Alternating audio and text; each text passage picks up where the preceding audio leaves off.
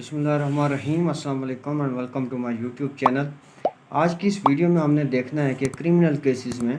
عدالت طلبی کیسے کرتی ہے، جو سروس آف سمن کا جو پراپر جو پروسیس ہوتا ہے وہ کس قانون کے تحت ہوتا ہے اور کیسے کیا جاتا ہے۔ جیسے سول پروسیس میں، سول کیسز میں جیسے مختلف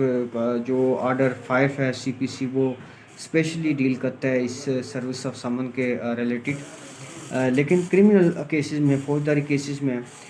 کون سا قانون ڈیل کرتا ہے، تو آپ کو پتہ ہونا چاہیے کہ ضابطہ فوجداری CRPC کی سیکشن 68 سے لے کر اور آن ورڈ یہ ایک جو ہے وہاں پر جو ہے ایکسپلینیشن کے تحت اور ایکسپلینیشن کے ساتھ ساتھ بتایا گیا ہے کہ کیسے طلبی کی جائے گی ایکیوز کی یا وٹنسز کی یا واٹ ایور، جس کی بھی طلبی کرنی ہے اس کا کیا پروسیس ہوگا۔ تو سب سے پہلے آپ کو پتہ ہونا چاہیے کہ کرمنل کیسز میں بھی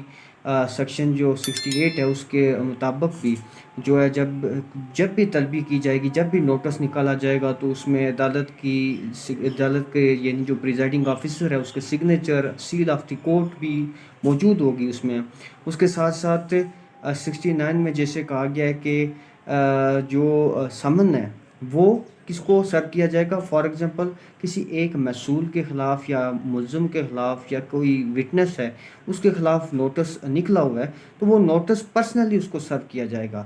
ٹھیک ہے۔ پھر اس کو سرو کرنے کے بعد اس کے سگنیچر لیا جائے گا، اور سگنیچر لینے کے بعد جو سرونگ آفیسر ہے وہ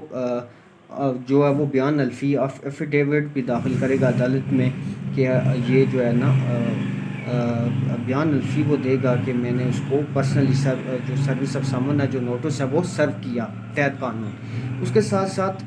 70 میں یہ کہتی ہے سیکشن CRPC جو سیکشن 70 ہے کہ اگر فار ایگزامپل کوئی ایکیوز ہے، کوئی ملزم ہے کہ یا کوئی وٹنس ہے وہ موجود ہی نہ ہو، تو پھر کیا ہوگا۔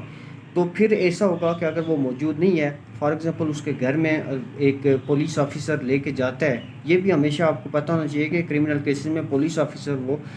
یہ سرو کرتا ہے سمن یا نوٹس جو بھی ہے۔ تو اگر دیکھا جائے کہ وہ موجود نہیں ہے، دین پھر اس کے فیملی ممبر کا کوئی بھی میل ممبر ہوگا، اس کا فیملی ممبر اس سے اس کی جو ہے وہ طلبی کروائی جائے گی اور اس کے سگنیچر لیے جائیں گے، یعنی کہ جو بھی میل ممبر ہوگا اس کے سگنیچر لے لیے جائیں گے۔ تو ایسا سمجھا جائے گا کہ جو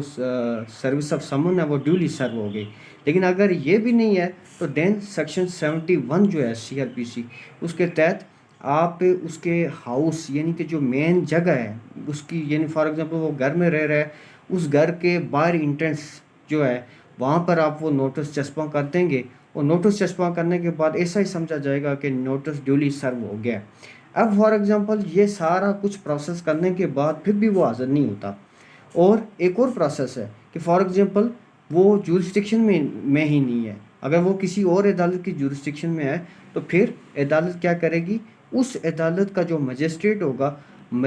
جو ہوگا اس کو وہ سمن سر کرے گی، بھیجے گی، اور وہ مجسٹریٹ جو علاقہ مجسٹریٹ جس کی ٹیریٹوریل جورسڈکشن میں جو وہ بندہ رہتا ہے رہ رہا ہے، تو وہ خود اس کی جو ہے وہ کمپل کرے گی، اور وہ مجسٹریٹ جو ہے وہ اس کی اٹینڈنس کو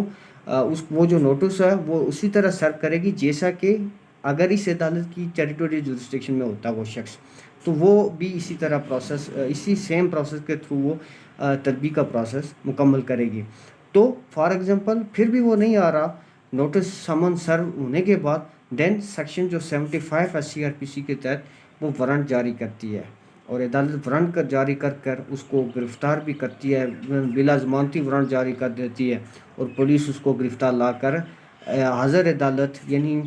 روبرو عدالت پیش کرنے کی پابند بھی ہوتی ہے۔ تو میں نے سمجھا کہ آپ کو بتا دوں کہ کرمنل کیسز میں طلبی کا کیا پروسیس ہوتا ہے، بالکل سیم پروسیس ہے سمجھ لیں جیسے کہ سول کیسز میں ہوتا ہے۔ تو ملتے ہیں نیکسٹ ویڈیو میں، تب تک کے لیے اپنا خیال رکھیے، اللہ حافظ۔